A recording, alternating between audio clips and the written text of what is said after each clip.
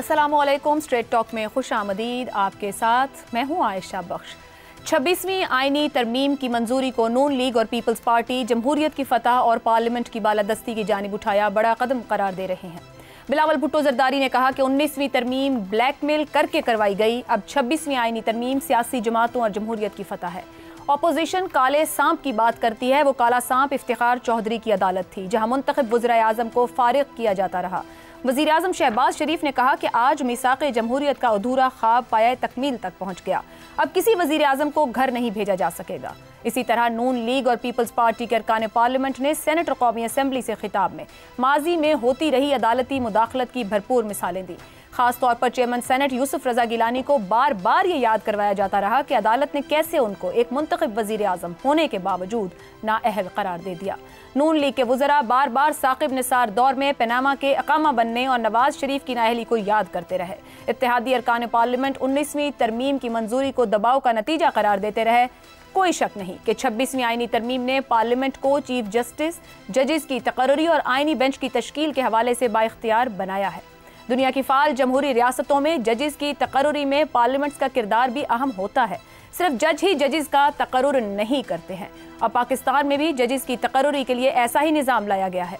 इसमें भी कोई शक नहीं कि अदलिया गुज़िश्ता 15 साल से कई तरह के सियासी और आईनी मामलात में मुतनाज़िया फैसले देती रही।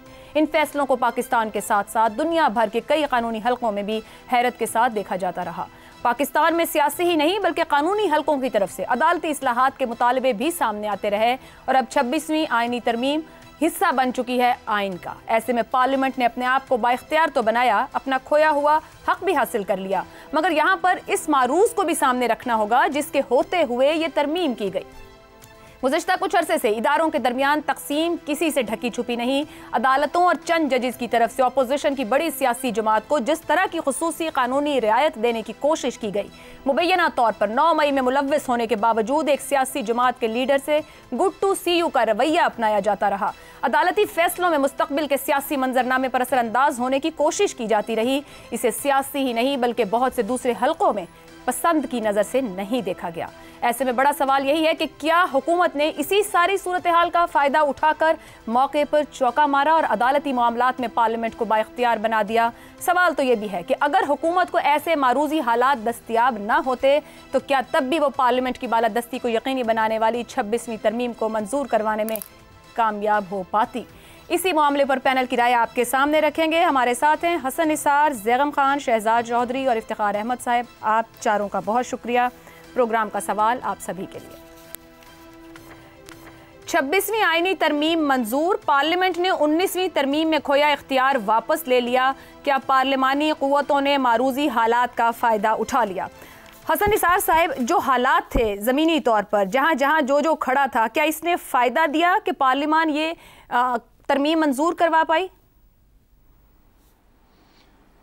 मैं आज वैसे बहुत खुश हूँ कि मुझ जैसे अहमद को भी 100% यकीन था कि आयशा बीबी माशाल्लाह इस सवाल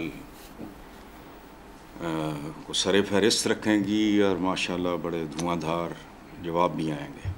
सो आई एम वेरी हैप्पी। मेरे जैसे अहमद का अंदाज़ा ठीक साबित हुआ। अच्छा, मैंने बहुत सोचा क्योंकि मुझे यकीन था आपने ये करना है। मुख्तलिफ तरह की बातें मेरे जहन में आई लेकिन ज़मीर मुतमईन नहीं हुआ, क्योंकि अंदर से एक सवाल उठ रहा था कि इस आइन, फैशन अपनी जगह पे,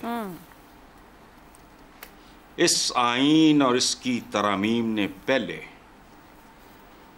पाकिस्तान के अवाम को भूख, नंग, जहालत, तौहीन और तजलील, जिस पे पैसा खर्च नहीं होता, ठीक है, इज्जत तो दे दो, वो भी नहीं, बेरोजगारी, lack of good governance, 3rd degree corruption के अलावा क्या दिया है?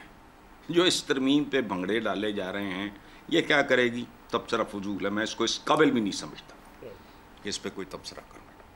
यही तबसरा। हसन निसार साहब, अदालती निज़ाम की बेहतरी के लिए काम हो रहा है, इंसाफ लोगों को मिल सके, और आप तो खुद इंसाफ के बड़े प्रचारक रहे हैं। आपने तो एक जमात को नाम दिया था इन्नमल अमाल बिन्नियात। जब ये नहीं था तब इंसाफ मिल रहा था। वो 4-5 साल पहले सुप्रीम कोर्ट का एक जज अदालत में रो पड़ा। पोता खड़ा था बंदे का और उसके बाल सफेद थे सारे, इंसाफ के लिए।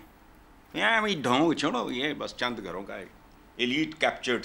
सर नियतें तो खैर किसी की जज नहीं की जा सकती, लेकिन उम्मीद की तवक्को जरूर रखी जा सकती की जा सकती है। की नहीं की, क्यों नहीं की जा सकती? बिल्कुल। कैसे? गैर मुसलमान हुक्मरान तारीख में ऐसे हैं कि मैं औलाद के सर पे हाथ रख के कसम खा सकता हूं कि जो कुछ उन्होंने किया उनकी नीयत में कोई खोट नहीं था। हम और अभी आप आज भी दुनिया में कोर्ट होता है, ये क्या बात हुई? नहीं, ये तो पता होता है, एक तारीख होती है, इंडिविजुअल्स की भी, ऑर्गेनाइजेशंस की भी, जमातों की भी एक पूरी तारीख होती है। भुट्टे के बारे में मैंने एक जुमला पढ़ा, सुन लें। अपने बाप के बारे में उस बंदे ने कहा, क्या शाहनवाज शाहनवाज, वो तो एक छोटी सी रियासत का मुलाजिम वजीर आजम था। अपने बाप के बारे में, मैं इतने बड़े मुल्क का मालिक हूं। और याद रहे, मैंने भुट्टो के लिए कहते मैं काटी हुई हैं। कैदों की तलखी है जो फिर मेरा ख्याल है आगे नहीं बढ़ने दे रही आप। ठीक है, पता नहीं, कैदों की तलखी नहीं है। जिनको कैदों की तलखी होती हो वो ये रिस्क नहीं लेते। ठीक है हसन साहब, लेकिन जाहिर बात है अगर तलखी हो तो फिर तल्ख गुफ्तगू होती है, और मेरा ख्याल से अगर समझने की कोशिश की जाए तो ठीक है। मैं इससे नहीं कर रही कि हकायक नहीं है, लेकिन कुछ आज के भी हकायक है, कुछ पिछले 4 साल के भी। मुल्क का हाल क्या है लोगों का बताओ? मुल्क अवाम का नाम है, बस। एग्रीड, मुल्क अवाम का नाम है, मगर इस मुल्क को पॉलिटिकल स्टेबिलिटी मुयस्सर नहीं कि मुल्क आगे जा सके। नाम नहीं होता, बिल्कुल दुरुस्त, लेकिन मुल्क चलना है किसी सियासी निजाम के नीचे, और वो इसको मुयस्सर ही नहीं होता। पता नहीं केड़ा सियासी चल ही रहा है ना, 76 साल 77 साल तो सर ऐसा ही चल रहा है कि मैं और आप बात कर रहे हैं, आप कहेंगे फ्रीडम ऑफ स्पीच नहीं है, आइन नहीं होता, लेकिन देखिए मैं और आप पूरी बात कर रहे हैं और आप भी पूरी बात कर रहे हैं और वो चलेगी। यही इंडिपेंडेंस। इस पे फांसी चढ़ा दो फिर। नहीं, इसको भी सेंसर कर दो। जिस चीज को एक्सेप्ट तो किया जाए वो मुयस्सर है। हसन इफ्तिखार साहब खाम डिफेंड ना करें, you know what I am saying. जी ठीक है, you know what I am saying. ठीक है इफ्तिखार साहब, ये फरमाइएगा कि जो मेरा सवाल था, हुकूमत ने, पार्लिमानी क़ुव्वतों ने इकट्ठे होकर जो तरमीम कर ली, मंजूर करा लिया, क्या इदारों के दरमियान जो इख्तलाफात थे वहाँ जाकर उन्होंने अपना मामला सेटल कर लिया? इन हालात की वजह से पार्लिमान को ये क़ुव्वत मिली या अदरवाइज़ भी वो ये कर पाते हैं? देखें, अल जहाद केस के बाद जिस तरीके से अदालतों ने फैसले किए वो हैरान कुन थे। मतलब ये तो बहुत ज़्यादती थी कि एक प्राइम मिनिस्टर को खड़े खड़े इसलिए निकाल दिया जाए कि उसने अदालत के कहने पर सदर के ख़िलाफ़ ख़त नहीं लिखा, और वो प्राइम मिनिस्टर का मौक़िफ़ ये था कि मैं सदर के ख़िलाफ़ ये ख़त नहीं लिख सकता, उस सदर को आइन के अंदर प्रोटेक्शन है। उन्होंने कहा हम किसी प्रोटेक्शन को नहीं मानते, क्योंकि हम तुम्हें हुक्म दे रहे हैं, तुमने ख़त नहीं लिखा, झंडे वाली गाड़ी पे आए हो, बगैर झंडे वाली गाड़ी पे जाओ। और ऐसा हुआ।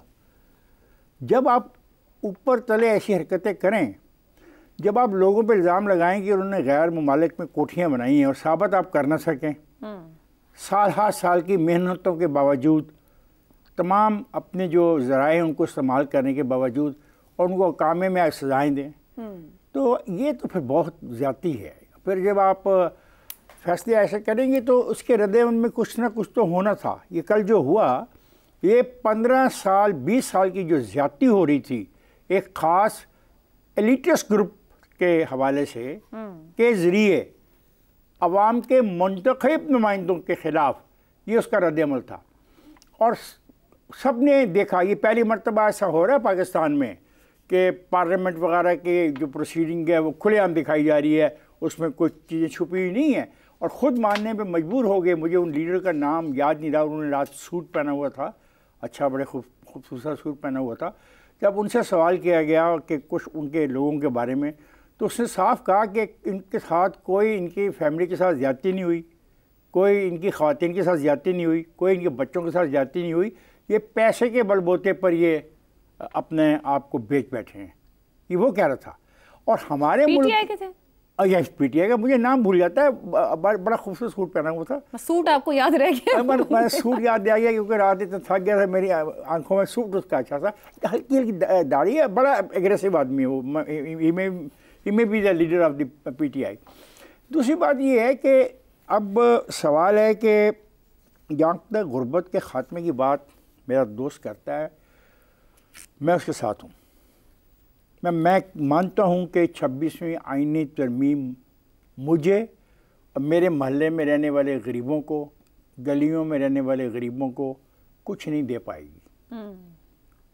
हमें वो इंसाफ चाहिए जो, फिर मैं बार बार कहता हूँ, जो मजिस्ट्रेट की अदालत से शुरू होकर मेरी औकात तक रहे कि ज़्यादा सिविल जज, सेशन जज तक मसला रहे, वो नहीं मिलेगा। और ना ही इस आईनी तरमीम के ज़रिए चने की दाल सस्ती होगी, घी सस्ता होगा, मेरी तनख्वाह बढ़ेगी। यानी ये मुल्क है जिसमें कम से कम तनख्वाह आपने 32,000 रुपये कागज़ों पर लिखी है। मैं चैलेंज करता हूँ ये अपने दोस्तों को भी जो दानिश्वर बहुत ज़्यादा हैं और ऐसी ऐसी बातें लिखते हैं और कहते हैं कि इंसान हैरान हो जाता है कि क्या कभी इन्होंने इस मामले में स्टडी की है। ये 32,000 रुपये की जो तनख्वाह है, ये पाकिस्तान में जो लोग मुलाजमत करते हैं प्राइवेट अदारों में, उनको मिलती है। अगर उनको मिलनी शुरू हो जाए और उनकी इस कमज़ोरी का जो फ़ायदा उसका मालिक उठा रहा है उसके ख़िलाफ़ अदालतें फ़ैसले देने लग जाएँ, तो मुझे उन अदालतों का एहतराम भी होगा और उन अदालतों के लिए जद्दोजहद करने वालों का भी बहुत एहतराम होगा। ये इक़्तिदार के धड़ों की जंग थी, लेकिन जैसा मैंने कहा कि अल जहाद ट्रस्ट केस के बाद जिस तरीके नहीं किस तौहीन, मैंने एक दिन मैंने हथकड़ी पहने हुए देखा अपना एक यूनिवर्सिटी के चांसलर को, डॉक्टर साहब को, हथकड़ी में उसको लेके अदालत में लेके गए और जज ने इसको यकीनी बनाया कि उसको हथकड़ी में लाया जाए। कौन था वो जज? उसको ये इख्तियार किसने दिया था? ये इख्तियार किसने दिया था? एक मिनट, जजों की अकाउंटेबिलिटी की बात हुई है इस तरमीम में, अब अकाउंटेबिलिटी की तरफ मामला जाएंगे, लेकिन उसमें बदयांती नहीं होनी चाहिए। बिल्कुल कहीं भी नहीं बदयांती होनी चाहिए, नहीं होनी चाहिए। ये मेरा मुतालबा है कि जो तरीक़ेकार का तयन किया गया कि 12 लोग फैसला करेंगे, उन 12 में भी अपोजिशन मौजूद होगी। ठीक, मसला ये नहीं है। मसला आईनी तरमीम को बिल्कुल खुले आम देखा हमने, सारी रात जाग के कौम ने देखा, बिल्कुल वाज़ेह थी। लेकिन फिर मेरा वो सवाल जो हसन निसार करता है, हसन निसार का सवाल का भी जवाब किसी को चाहिए कि जनाब हम गरीबों के लिए भी कुछ करो, ये तुम्हारी अपनी खेल है। हसन साहब गरीब है ना, बस नहीं हम गरीब तो हैं, निजाम में चलो अब आप हमारे पे तंज करती हो ना, हमारी ज़ात पे हम माने लेते हैं, लेकिन हम गरीबों की नुमाइंदगी करते हैं, हम उनमें रहते हैं, उनके जज्बात को जानते हैं, उनकी मुश्किलात को महसूस करते हैं और उसके हल के लिए लड़ने को तैयार हैं। ये है हमारे में फ़र्क और दूसरों में फ़र्क। ज़ैगम साहब, 2.25 साल से इख्तिलाफात बहुत वाज़ेह हैं, सामने दिखते हैं। पीटीआई और बानी पीटीआई के साथ खुसूसी सलूक पर एक नापसंदीदगी का इजहार भी हमारे कानों तक पहुँचता है, दिखता भी है। क्या मारूज़ ऐसा ना होता तो हुकूमत तब भी 26वीं आईनी तरमीम मंजूर करवा पाती? मुमकिन रहता? जी, सवाल ही पैदा नहीं होता। आप देखिए, कभी एक पार्टी अदलिया के साथ मिलकर खेल रही होती है, कभी दूसरी पार्टी अदलिया के साथ मिलकर खेल रही होती है। अब आपने जिस पीरियड का जिक्र किया, जो दिसंबर 2010 में 19वीं तरमीम के पास होने से शुरू हुआ, जिसमें हमारी अदलिया के पास कुल्ली इख्तियार आ गए, जब वो खुद अपने मालिक कुल बन गए, खुद अपना इंतखाब करते थे, खुद अपनी अकाउंटेबिलिटी करते थे, खुद प्रोजेक्ट्स में हिस्सेदार बनते थे, तो उस अरसे में जो कुछ कर रहे थे, क्या वो सब कुछ सिर्फ अपने लिए या अपने तौर पे कर रहे थे? क्या सियासतदान उस वक्त उनकी मुखालफत कर रहे थे जब वो रास्ते से हटते थे? आप मुस्लिम लीग नवाज का रवैया चौधरी इफ्तिखार के दौर में देखिए कि किस तरह चौधरी इफ्तिखार से मिलकर नवाज शरीफ खेल रहे थे और पीपल्स पार्टी का शिकार कर रहे थे। अभी मुस्लिम लीग नवाज खुद कहती कि 2 वजीर आजमों को निकलवाया। पहले वजीर आजम को निकलवाने में मुस्लिम लीग नवाज साथ मिली हुई थी, अदलिया के साथ मिली हुई थी, इफ्तिखार चौधरी के। डिमांड कर रहे थे वो कि इसको सजा भी दी जाए, और जब अदालत ने उसको एक मामूली से सजा दी तो आपको याद होगा नवाज शरीफ तकरीरें करते थे, वो कहते थे इंसानों की बस्ती है, जंगल नहीं है, वजारत उज़्मा का ओहदा छोड़ो फौरन। और वो काला कोट पहन कर भी पहुंच जाते थे मेमो गेट के पीछे, जिसमें से कुछ भी नहीं निकला, एक जेली केस था। फिर आप उसके बाद दूसरी तरफ आइए, जब हमारी नई पॉपुलर 21वीं सदी की पार्टी आ गई, इमरान खान साहब की पार्टी आ गई, खोसा के साथ, साकिब निसार के साथ, बंदियाल के साथ, मिलकर वो खेलते नहीं रहे? क्या उन्हें इस बात की परवाह थी कि अदालत को इस तरह बिहेव नहीं करना चाहिए? क्या इस वक्त जो अदलिया थी वो पर्पस सर्व कर रही होती इस वक्त की हुकूमत का, तो क्या वो बैलेंस कायम करने की कोशिश करते? मैं नहीं समझता करते। अगर उन्हें इंजाम इंसाफ के बंदोबस्त की फिक्र होती तो वो बहुत पहले बहुत कुछ तब्दील करने की कोशिश कर रहे होते। लेकिन जाहिर है तब्दीलियां जो हैं वो हालात में होती हैं। वो 14 साल जो सो कॉल्ड जुडिशल इंडिपेंडेंस का है, आज़ाद अदलिया है, जिसके गीत गाए गए, उसने हमें बहुत से दुख दिए हैं और उसने खुद अदलिया को बहुत नुकसान पहुंचाया। उसमें जो नई जूरिस्प्रूडेंस बनी, जिस तरीके से उन कवानीन को वेपनाइज किया गया जिसमें कभी इस्तेमाल नहीं किया गया था। आइन के आर्टिकल 62, 63 को ज़ियाउल हक का बनाया हुआ कानून, जिसने सोचा ही नहीं था किसी ने किसे इस तरह भी इस्तेमाल किया जा सकता है, उसको पॉलिटिकल मैनिपुलेशन के लिए इस्तेमाल करना शुरू कर दिया। किसी ने सोचा ही नहीं था कि तौहीन अदालत को इस तरह इस्तेमाल किया जा सकता है, उसे इस्तेमाल करना शुरू कर दिया गया। इस तरह की जुडिशल ओवर रीच आई कि मईशत के मामलात में घुसकर आला अदलियत ने पाकिस्तान को बिलियंस ऑफ डॉलर्स का नुकसान दिया। इतना बड़ा नुकसान दिया कि हमारे लिए संभलने के लिए मुश्किल है। Very well. रेकोडेक उसकी मिसाल आपके सामने है, स्टील मिल की मिसाल आपके सामने है। जिस मामले को अदलिया समझती नहीं थी उसमें खिलवाड़ कर रही थी। लेकिन अब वो चैप्टर क्लोज हुआ, नया चैप्टर शुरू हुआ। वो जब चैप्टर शुरू हुआ था तो उस वक्त भी बहुत उम्मीदें थी कि पाकिस्तान में फाइनली एक आज़ाद अदलिया आ गई है। वो अदलिया जो हमेशा इंतज़ामिया के अंगूठे के नीचे होती थी, जिसको इंतज़ामिया मुंतखब करती थी, जो इंतज़ामिया ज़ैनब साहब कतई कलामी की माजरत, मुझे जरा मुख्तसरन ये कहिएगा, जुडिशल ओवर रीच की बात हो गई, पार्लियामान किस तरह उस ओवर रीच से बच सकती है? अब एक पार्लियामानी कमेटी बना दी गई है जिसके जरिए मामला आगे बढ़ेंगे, ये बैलेंस कैसे इस कमेटी को मेंटेन करना होगा? देखिए, पार्लियामान को जिम्मेदारी की गई है कि वो ओवरसाइट करे, पार्लियामेंट्री ओवरसाइट करे जुडिशरी की, जो तमाम जमहूरियतों में होता है। 25 करोड़ अवाम के बिहाफ पे जुडिशरी की कुछ रेस्पॉन्सिबिलिटी पे नजर रखने की जिम्मेदारी वो निभाए, सब जमहूरियतों में होता है। लेकिन इसके साथ बहुत बड़ी जिम्मेदारी आती है। अब अपॉइंटमेंट में भी उनकी कुछ हिस्सा आ गया, जिम्मेदारी आ गई, अकाउंटेबिलिटी में भी उनकी कुछ जिम्मेदारी आ गई, परफॉर्मेंस रिव्यू में भी उनकी कुछ जिम्मेदारी आ गई।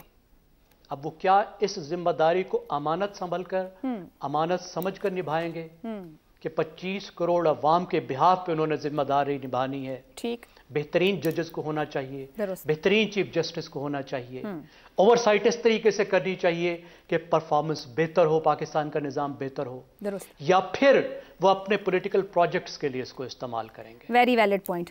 जिम्मेदारी होनी चाहिए पार्लियामेंट के पास। बिल्कुल ठीक हो गया। शहजाद साहब, मैं इत्तेफाक करता हूं, जितना मैं पहले ड्राफ्ट से इख्तलाफ करता था उतना ही मैं इस ड्राफ्ट से इत्तेफाक करता हूं। अब कानून बन गया शहजाद साहब, 26वीं आईनी तरमीम मंजूर हो गई, अब ये कानून बन गया, कहां तक उम्मीद रखी जाए? माजी की भी बात हो गई, जिसके पास इख्तियार आता है वो इख्तियार से बाहर जाके मामलात करना शुरू कर देता है, ये एक अलमिया है हमारे यहाँ पर। कितना तवाजुन, कहां कहां आपको लगता है कि उम्मीदें दुरुस्त हैं? ये पहले तो कुछ जो अच्छा हुआ, एक तो ये 19वीं तरमीम ख़त्म हो गई और उसकी वजह ये थी कि ये एक ब्लैकमेल था जो कि उस वक्त के चीफ जस्टिस ने पार्लियामेंट से एक्सट्रैक्ट किया, उनसे निकाला, ब्लैकमेल करके 19वीं तरमीम अपने हाथ में की, अपने फ़ायदे में की। हाँ, ये दूसरी बात है कि उस वक्त की पार्लियामेंट ब्लैकमेल हो गई। जब वो ब्लैकमेल हो गई तो उसने उसकी जो जगह थी, जो बैलेंस था, उसको ख़राब होने दिया। किस लिए होने दिया? ये शायद 18वीं तरमीम के अंदर इतनी मोहब्बत थी उनकी, या ये कि वो ये नहीं चाहते थे कि हमारे मुकदमात जाएं तो इसके ऊपर किसी किस्म का कोई गुस्से वाला फैसला ना कर दें। तो बहरहाल ये एक गलत चीज़ थी, उसको हटाना बहुत अच्छा मकसूद था। दूसरी बात, आईनी अदालत की जगह आईनी बेंच बन गया, अच्छा हुआ, यानी कम खर्च, बालानशी, होपफुली बालानशी। वजह यह है कि आईनी अदालत बना दी जाती है तो बिल्कुल ही खिलवाड़ हो जाता, बिल्कुल ही खिलवाड़ हो जाता। और आफ्टर ऑल फिर किसी ना किसी तरीके से हमारी सियासी लीडरशिप ने फैसला किया कि इतना बड़ा तोहमत हम अपने सर पे ले नहीं सकते। लेकिन काम ये किया कि चीफ जस्टिस को उसका हेड नहीं बनाया, आईनी अदालत का, आईनी बेंच का। यहाँ पर तकसीम खड़ी कर दी तो अच्छाइयाँ वहाँ ख़त्म हो गई, अब यहाँ से खराबियाँ शुरू हो गई। तकसीम खड़ी कर दी, एक चीफ जस्टिस बनेगा, चाहे वो जो मर्जी बन जाए, वो तो भी 3 में से बनाएंगे, और उन्हीं 3 में से गालिबन एक आईनी बेंच का हेड भी बन जाएगा। तो जब आईनी बेंच का हेड बनेगा और जब चीफ जस्टिस बनेगा और चीफ जस्टिस को पता होगा कि ये सब का सब तमाशा मेरे इख्तियारात को कम करने के लिए है क्योंकि मुझ पे ट्रस्ट नहीं है, यानी वाजे है ये सब कुछ, इसलिए कि चीफ जस्टिस पे ट्रस्ट नहीं है इसलिए ये सब कुछ किया गया। तो मुझे बताइए कि वो इदारा जो अदालत का इदारा है, जो हाईएस्ट जुडिशरी है, वो किस तरीके से कायम रह सकती है? उसका असर बार पे भी आएगा, उसका असर ज़ेली हाई कोर्ट्स पे भी आएगा। ठीक। तो आपकी अदालत और इंसाफ का निज़ाम तकसीम होकर रह जाएगा। और फिर अब ये किया क्यों गया? अगला सवाल है कि क्यों किया गया? पहली बात जैसा मैंने कहा, चीफ जस्टिस के इख्तियारात को कम करने के लिए। कौन से चीफ जस्टिस को? इस चीफ जस्टिस को, गालिबन जो बनने वाला है, जो भी बनेगा, हमें नहीं पता कौन बनेगा, गालिबन, क्योंकि उससे ये तवक्को नहीं थी कि वो उनकी मर्जी के फैसले करे। हो सकता है बहुत इंडिपेंडेंट हो। दूसरा, आईनी बेंच के आगे कुछ ऐसे मुकदमात जाएं जिसका फैसला उस तरीके से या उस मन मर्जी का हो जो कि हुकूमत को सूट करता है, या बाकी जिनके मुकदमे जाने हैं उनकी रिक्वायरमेंट के मुताबिक। ये दो चीज़ें, ये है वो लिटमस टेस्ट ये मुकदमात का। जब जाएगा तो पता लग जाएगा कि आईनी बेंच का मकसद क्या था। और अब अगर यही है आईनी बेंच का मकसद, तो फिर आ जाइए आपके सवाल की तरफ कि मारूजी हालात से फ़ायदा उठाया कि नहीं उठाया। मारूजी हालात अगर इतने ही शॉर्ट टर्म थे जितने के लगता है कि इन बेंचों से फ़ायदे या फैसले लेने के लिए हैं, तो फिर तो वाकई सिर्फ शॉर्ट टर्म है। और जो चीज़ भी शॉर्ट टर्म होती है वो फिर मीडियम टर्म में, लॉन्ग टर्म में मुंह के बल गिर जाती है, वो फ़ायदा नहीं रहती। दूसरी बात, बेशक कि एक सियासी जो इस्तेहकाम जिसकी तलाश हम कर रहे थे, वो क्या मतलब था कि जो सियासी निज़ाम चल रहा है, जो इस वक्त सियासी हुकूमत है, इसको कोई छेड़छाड़ ना की जाए। गालिबन यही डर था चीफ जस्टिस का, अगर कोई और बन जाए तो वो अगर इस किस्म का कोई छेड़ शुरू कर दे। और अगर ऐसी बात थी तो वो भी गलत था, वो भी अच्छा नहीं था। किसी भी चीफ जस्टिस को किसी साइड पे बायस नजर नहीं आना चाहिए। और अगर ऐसा हुआ और अगर किसी पार्टी ने जिक्र किया और अगर किसी चीफ जस्टिस ने अंदिया दिया इस चीज़ का, तो चीफ जस्टिस ने भी अपना नुकसान करवाया और उस पार्टी ने भी नुकसान किया जिसने चीफ जस्टिस को उस पैराए में जांचा, और हमारे अदलिया के निज़ाम का नुकसान हुआ। लेकिन अब होगा क्या? सियासी बका, सियासी इस्तेकाम तो मिल जाएगा, अब कुछ करके दिखाना पड़ेगा उस सियासी इस्तेकाम के साथ। मईशत आगे बढ़ रही है, गवर्नेंस को बहुत बेहतर करना पड़ेगा। अगर आप नहीं करेंगे तो फिर ये आपको बताया जाता है कि आपके लिए तो पूरा निज़ाम बदल के रख दिया गया और आप फेल हो गए इस चीज़ के अंदर। फिर आगे उसके सियासी मुज़मरात क्या बनेंगे, ये देखने की बात है कि जब आप उधर भी फेल हो जाएंगे तो फिर कब तक ये कौम, ये लोग, ये निज़ाम, ये सब कुछ आपको बर्दाश्त करेगा। तो क्या आज आपने अपने लिए मुश्किलात खड़ी कर ली, या कुछ ऐसे फैसले किए जिनका कि आपको शॉर्ट टर्म में तो फायदा है लेकिन लॉन्ग टर्म में ये अपनी मौत आप मर जाएगा क्योंकि इसकी लॉन्ग टर्म हेल्थ नहीं है, इसकी जिंदगी ज्यादा नहीं होगी। तो नीयतों के ऊपर डिपेंडेंट है कि किन नीयतों के साथ किया गया, किन मकासद के लिए। ठीक हो गया, जो नीयतें हम जज नहीं कर सकते, मगर एक जुमला मौलाना साहब ने भी कहा था कि शख्सियात के हवाले से कंसर्न्स हैं, तो बात फिर यही खत्म होती है कि शख्सियात एक तरफ रख के निज़ाम और आवाम के लिए अगर सब कुछ किया जा रहा है तो फ्रूटफुल रहेगा, नहीं तो माजी सामने है, मुस्तकबिल दूर नहीं। एक ब्रेक लेते हैं, ब्रेक से वापस आएंगे तो बात करेंगे ये मुत्तफ़िक़ा फैसला कर तो लिया गया, पीटीआई आखिरी वक्त में खामोश होकर हट क्यों गई। इस ब्रेक के बाद प्रोग्राम में एक बार फिर खुशामदीद। 26वीं आईनी तरमीम के हुकूमती मुसव्वदे पर पीटीआई ही नहीं जेयूआई को भी इख्तिलाफात थे। यही वजह है जब इत्तेहादी हुकूमत ने 15 सितंबर को मुसव्वदा मंजूर करवाने के लिए मौलाना फजलुर रहमान से हिमायत मांगी तो मौलाना ने इनकार कर दिया, मगर इसके बाद मौलाना फजलुर रहमान को मुकम्मल तौर पर ऑन बोर्ड रखने का फैसला किया गया और कामरान मुर्तज़ा ने इस तरमीम में अपनी जमात की तरफ से भरपूर इनपुट देना शुरू की। यही वो वक्त था जब मौलाना की ही कोशिश से पाकिस्तान तहरीक इंसाफ को भी 26वीं आईनी तरमीम के मामले पर एतमाद में लेने का सिलसिला शुरू हुआ। पीटीआई के अरकान बैरिस्टर गौहर, उमर अयूब और आमिर डोगर खुर्शीद शाह की सरबराही में कायम खुसूसी पार्लिमानी कमेटी के इजलासों में भी शरीक होते रहे और दिन रात मौलाना फजलुर रहमान के साथ भरपूर मुशावरत भी जारी रखी। नए मुसव्वदे में कई ऐसे निकात को शामिल नहीं किया गया जिन पर पीटीआई को एतराज़ात थे। इनमें खास तौर पर आईनी अदालत और फौजी ट्रायल के हवाले से निकात शामिल थे। ऐसे में 19 अक्टूबर बरोज़ हफ्ते की शब जब मौलाना को मनवाने की कोशिश कामयाब होती दिखाई दी तो उस वक्त भी मौलाना ने पीटीआई से मुशावरत के लिए एक दिन की मजीद मोहलत मांग ली। ऐसे में तवक्को की जा रही थी कि पीटीआई अपने कई मुतालिबात पूरे होने के बाद इस आईनी तरमीम की मुकम्मल हिमायत तो नहीं तो मुकम्मल तौर पर बॉयकॉट भी नहीं करेगी, मगर पीटीआई ने राय शुमारी का बॉयकॉट कर दिया। पीटीआई के लीडर्स अब इस तरमीम को जमहूरियत पर बड़ा धब्बा करार दे रहे हैं। ऐसे में बड़ा सवाल जन्म ले रहा है कि बानी पीटीआई ने क्या एक मर्तबा फिर ऐसी बस मिस कर दी जो उनको सियासी मंजिल तक नहीं मगर मौजूदा ढलवान से जरा ऊपर जरूर निकाल सकती थी। हालात जितने भी तल्ख क्यों ना हो, क्या किसी सियासी लीडर को ऐसे सियासी मौके का फ़ायदा नहीं उठाना चाहिए? क्या 26वीं आईनी तरमीम की हिमायत करके बानी PTI ये तासुर नहीं दे सकते थे कि इख्तिलाफात कितने ही शदीद क्यों ना हो, मगर वो इसी सिस्टम के अंदर रहते हुए अपने लिए सियासी गुंजाइश निकालना चाहते हैं? क्या बानी PTI अपने सियासी मुखालफिन से सबक सीखने को भी तैयार नहीं कि हालात कितने ही नासाजगार क्यों ना हो, गुंजाइश निज़ाम के अंदर रहते हुए ही निकल सकती है?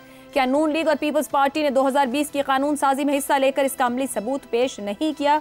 इसी पर गुफ्तगू रहेगी। ये आपको अपडेट कर दें कि पाकिस्तान तहरीक इंसाफ, जिसने इस तरमीम पर दस्तखत नहीं किए, इसका बॉयकॉट किया, मगर ये उनका फैसला है कि जो इस कानून साजी के बाद जजेस और CJP की तकर्रुरी के लिए एक पार्लिमानी 12 रुकनी कमेटी बनेगी, PTI उस कमेटी का हिस्सा जरूर बनेगी। आप सभी के लिए सवाल, 26वीं आईनी तरमीम, पार्लिमानी कुव्वतों का मुत्तफ़िक़ा बड़ा फैसला, PTI का बॉयकॉट, क्या PTI ने एक और सियासी बस मिस कर दी? ज़ैगम साहब, पाकिस्तान तहरीक इंसाफ के ऊपर बहुत बार क्रिटिसाइज होता है कि सियासी जमात नहीं, सियासी एक्यूमेन नहीं, सियासी हिकमत अमली नहीं। ये जो अभी तरमीम का मामला चला, 10 इजलास रहे कमेटी के, फिर मौलाना फजलुर रहमान की रिहाइश गाह पर जितनी मुलाकातें, और मौलाना फजलुर रहमान से PTI की बातों को आगे ले जाके मनवाते भी रहे। क्या PTI ने एक अपना पॉलिटिकल पॉइंट लूज किया है, नुकसान उठाएगी इसका? मैं नहीं समझता कि उन्होंने लूज किया है। उन्होंने मौलाना के साथ एंगेज करके जो पहला ड्राफ्ट था उसकी शक्ल बड़ी हद तक तब्दील करवा ली। ये उनकी कामयाबी ज़रूर है और मेरे ख्याल में ये एक गैर मामूली काम है। अगर PTI के हवाले से देखें, इस तरह के डायलॉग में PTI आमतौर पर एंगेज नहीं करती, तो वो मुसलसल एंगेज भी रही, ड्राफ्ट को चेंज करने में भी लगी रही और चेंज करवाने में उसने एक अहम रोल भी अदा किया, लेकिन उसने वोट भी नहीं किया। तो मैं तो समझता हूं उन्होंने सियासी तौर पर मौसर अंदाज में इसको खेला। देखिए, ये बिल मुत्तफिका नहीं है, इसलिए मुत्तफिका नहीं है कि सबसे बड़ी पार्टी इसमें शामिल नहीं है, तो इसको 18वीं तरमीम के साथ इसका मवाजना नहीं बनता। मौलाना और PTI के मामलात यहाँ बिल्कुल मुख्तलिफ थे। मौलाना का कोई नुकसान नहीं था, फायदे के अमकानात मौजूद थे। फायदा यह था कि मौलाना जिस आइसोलेशन में घुसे हुए थे, उस आइसोलेशन से निकलने का मौका था। मौलाना की जो तौहीन PTI ने की थी और बाद में जो तौहीन उनके अपने इत्तेहादियों ने की थी, उस तौहीन का बदला लेने का मौका था और मौलाना ने दोनों से खूब बदला लिया, खूब नाक रगड़वाई और अपनी शराइत मनवाई। क्या क्या उन्होंने बारगेन की, ये आगे चल के हमें पता लगेगा, लेकिन उन्होंने एक जमहूरियत की भी खिदमत की कि पहला ड्राफ्ट जो बहुत बुरा ड्राफ्ट था, ख़तरनाक ड्राफ्ट था, जिसके बारे में मौलाना तो बहुत सख्त लफ्ज़ इस्तेमाल करते हैं, काला नाग कहते हैं, कि जिसका कहते हैं उन्होंने दांत निकाले, ये उनकी एक कंट्रीब्यूशन भी है। ज़ैगम साहब, निज़ाम से खफगी मामलात को आसान कर देती है या निज़ाम को टक्करें मारने से? क्योंकि तमाम सियासी जमातों को निज़ाम से खफगी भी रही, तनकीद भी करते रहे, रास्ता भी उन्होंने वहीं से निकाला।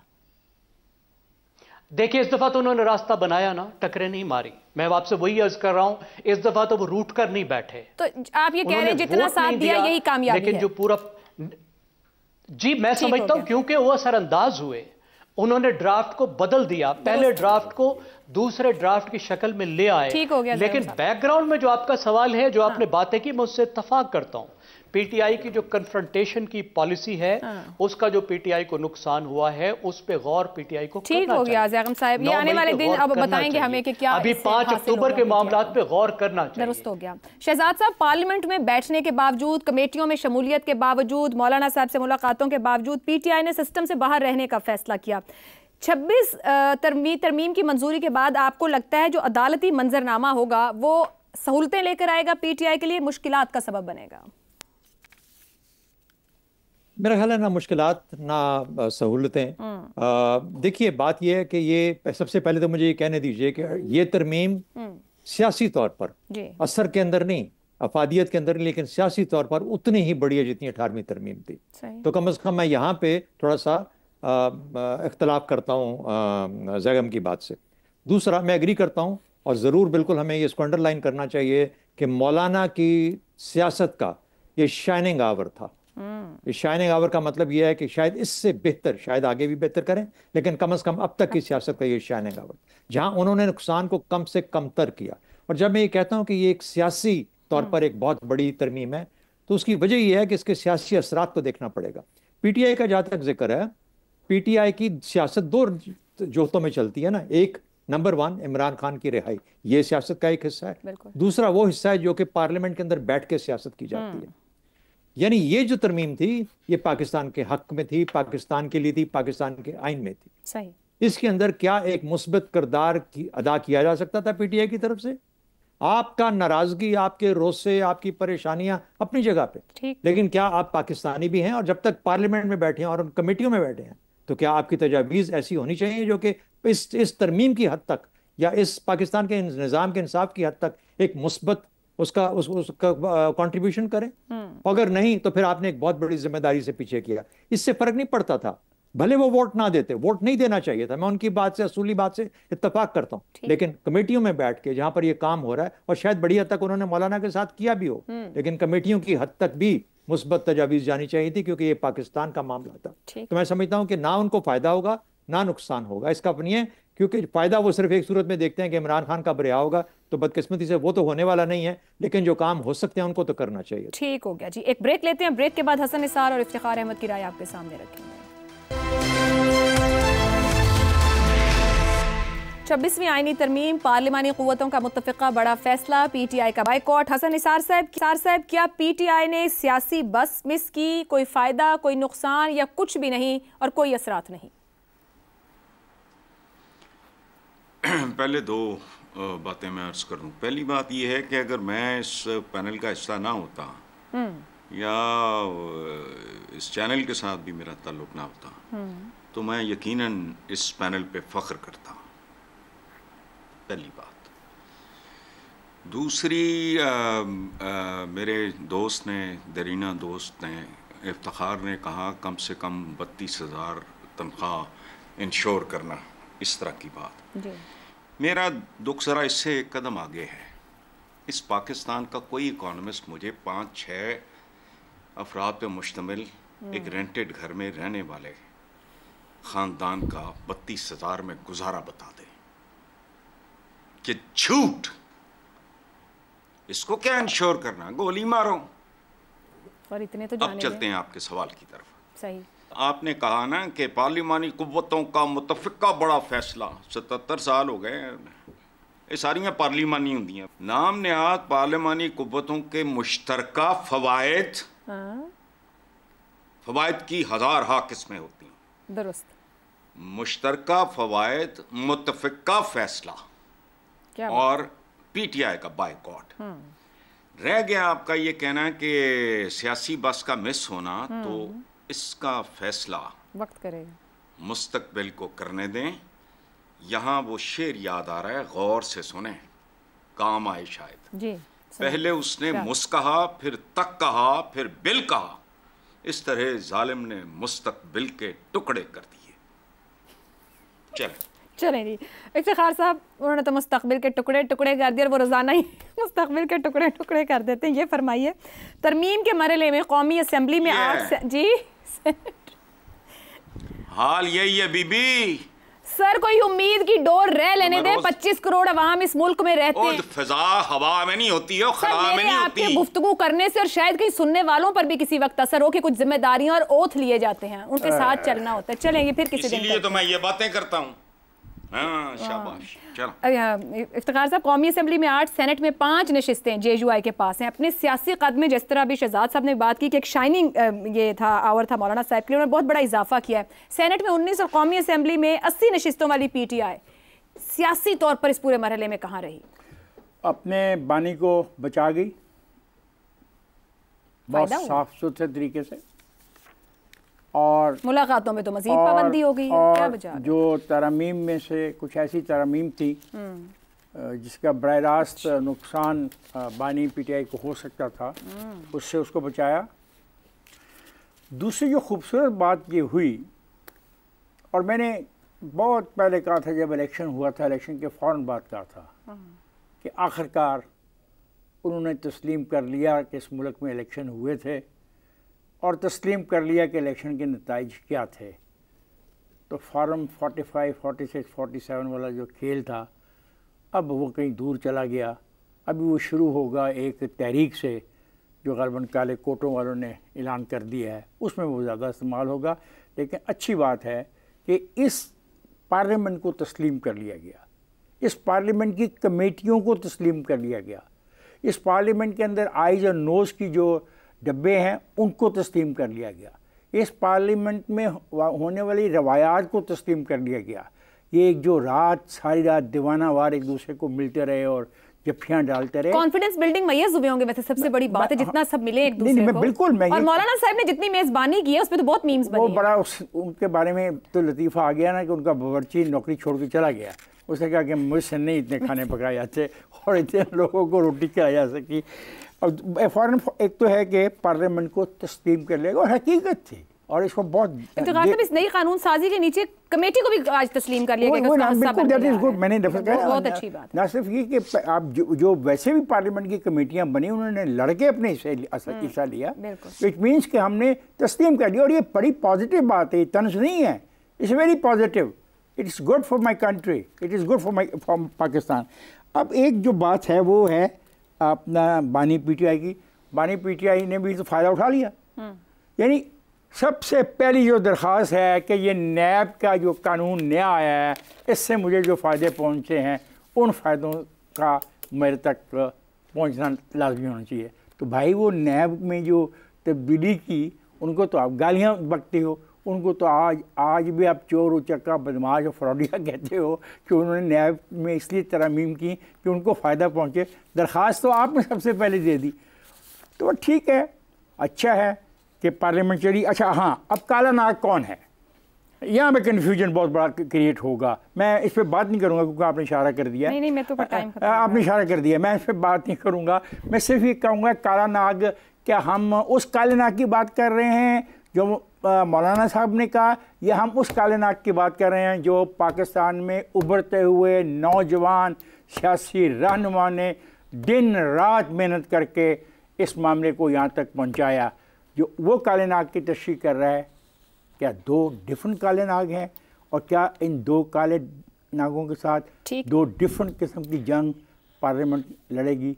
मैं पार्लियामेंट के लिए दुआ ही करता हूँ कि अब खुदा का वास्ता इस्तेकाम आने दो। ये जो जलसे जुलूसों की तैयारी कर रहे हो इसका कोई फ़ायदा नहीं होना, बातों को आगे ले जाओ, आगे चलें। गुफ्तगू को कंक्लूड करेंगे। इंसाफ पार्लियामान के अंदर मौजूद है, सब कुछ तस्लीम कर रही है, बाहर आके ज़रूर बयान दे कि तरमीम जमहूरियत पर धब्बा है, लेकिन फ़वाइद भी उठाती है और निज़ाम को तस्लीम भी करती है और साथ चलने को भी राज़ी है। आज के प्रोग्राम से इतना ही, इजाज़त दीजिए, अल्लाह हाफ़िज़।